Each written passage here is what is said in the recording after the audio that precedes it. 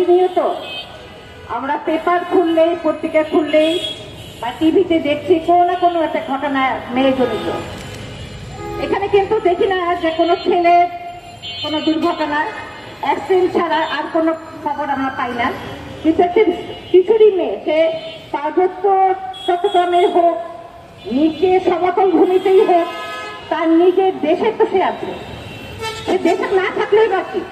একটি মেয়েকে এইভাবে ধর্ষণের পর এই নোংরা তার যে জীবনের উপরে যে পরিস্থিতি হয়েছে, আমরা শিউরে উঠি যখন দেখি আমার মেয়েটা আমার পাশে পাশে ঘুরে।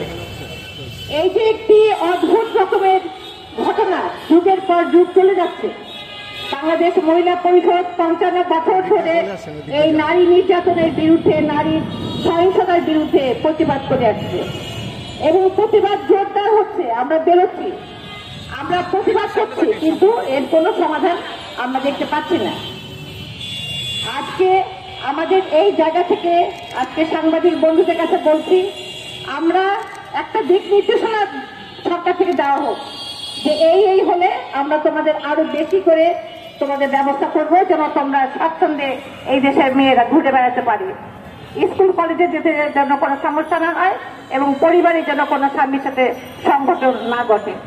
আমাদের এই জায়গা থেকে আমরা চাই যে বাংলাদেশের যে যেখানে আছে, যে শিশুটি যেখানে আছে, যে মেয়েটি যেখানে আছে, সেখানে তাকে ভালোভাবে থাকতে দিন।